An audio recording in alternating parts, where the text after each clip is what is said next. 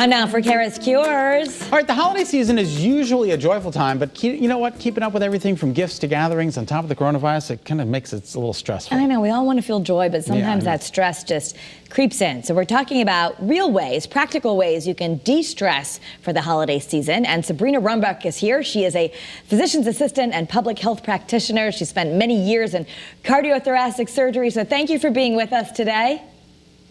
Hi, thank you for having me. Oh, you're so welcome. The first thing is, how do you, give us a tip on how to de-stress. I mean, we're all so overwhelmed with everything. I was decorating this weekend and I was like under pressure to get it done and I was so overwhelmed.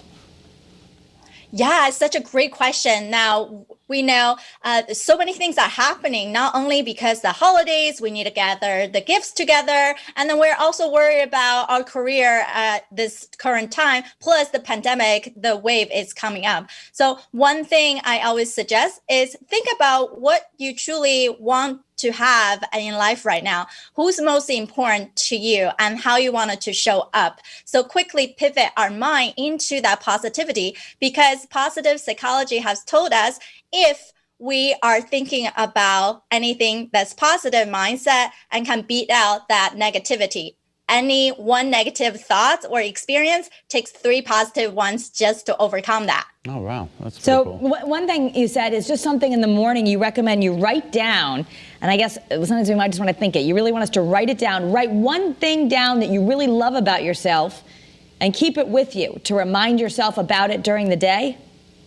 Exactly. Study being shown that morning routine has been able to set ourselves up on a good note. So think about if you truly believe something you love about yourself.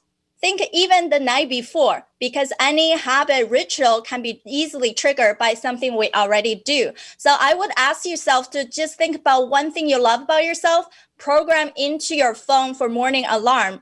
And when you wake up, that first thing you see is this great message about yourself instead of all the crazy thing about what do I have to do? And your mind start going crazy. What about, what is this, avoiding the happiness trap?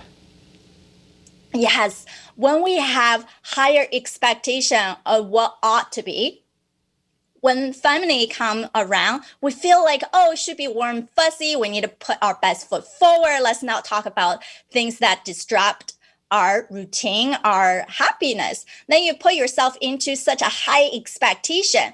Then you have to do so much more effort to meet that expectation. Instead of just enjoy the present, enjoy the moment. Don't let yourself be trapped into all the things you need to do, want to do. Just enjoy who you are being with and see how you wanted to show up for them. Maybe just being a better listener.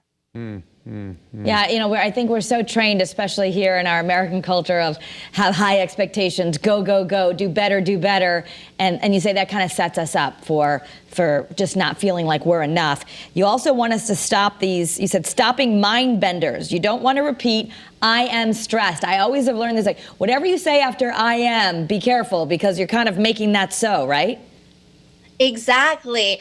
The I'm positive I can attitude, that positivity of us train us a cognitive behavior, self-determination. When we keep repeating positive image and positive message to us, our mind will find out all different ways to make it happen. And same thing for the negativities as well. If we repeat those messages, I'm stressed, I can't do this, I'm not okay, what am I going to do? Then your mind starts finding the history of whatever you experience to match that outcome. Instead of we can see what is the true probability of something going to happen, the worst and the best. And most likely it's not that dramatic. It's actually very doable because you are very resourceful. Well, thank you, Sabrina. We appreciate all of your wonderful advice. Yes, yes. It's all in our mind, and we have some tips we can do. Thank you for being with us. And Sabrina has a virtual event coming up. If you want to learn more, it's called Be Influential and Fulfilled in 6 days. It's being held next week and the following week, and you can learn more at sabrinarunbeck.com/intensive.